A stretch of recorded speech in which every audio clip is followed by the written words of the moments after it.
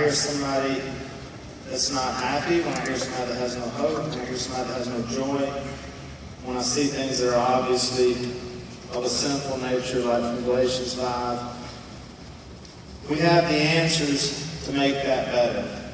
Not what I say, what's in here. And we've all put that in our lives, and we're going to have that answer for someone when I hear that. When we got the opportunity to do this show, one of the main things that we thought about and we prayed about was that, is this from God or is this from Satan? That's what I always say. It's either one or the other. Either something from God or it's from the devil. Was this to bring us into something where we would all start fighting and hate each other and all the temptations of Hollywood and all these things? Or is this something that we could actually use for God and for the kingdom to make what He's trying to do here on this earth better?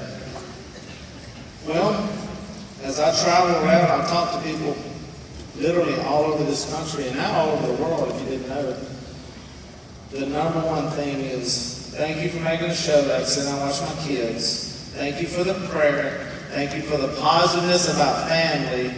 Because in Hollywood, it ain't there. That's right. This show came along at a time when literally there was so much garbage on TV, you just had something that was halfway positive and everybody was going, what is that? A functional family that actually doesn't fight and scream? Yeah, we get after each other, but there's no cursing, there's no... When you look up at the numbers... Yeah.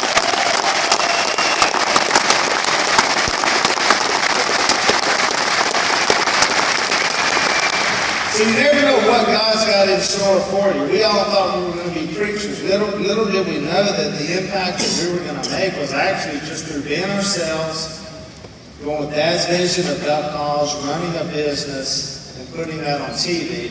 It's given us the platform to go around to groups like this all over the country. Because now it means now you know who we are.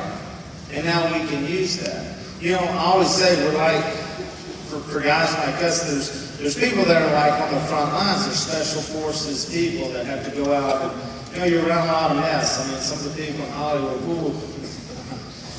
they're terrible, it's just awful people. However, there's still people. There's still people that we can go after to sit down and have a Bible study with. There's people on the crew. There's people that, that we can show. It's not all about sitting in a church building yelling and screaming about what's going on out there in places like Hollywood. Get in Hollywood and actually do it and bring your Bible along with you. It works. It has worked. I never thought we would be on TV, honestly, because of the honey. They're never gonna let this go with the honey. Here's the deal with the entertainment industry. If you can draw 8.5 million people to watch your show, they don't care what it is. Really. It's about making money for a lot. It's about making money for them. So, we've never held back, I hope Dad back sometimes and said, Dad, we can't preach for 22 minutes. Although he says stuff on the show, I'm like, Dad, quit saying that stuff. The same sex talks that he's giving my kids, I heard the same sex talk when I was that age. He doesn't hold back. Our faith is our number one thing in our life that we live for. It always has been. Let me tell you something. You take away the money, you take away the fame, you take away everything that we have, we're going to be fine. We were happy before, and we're happy now. Yeah.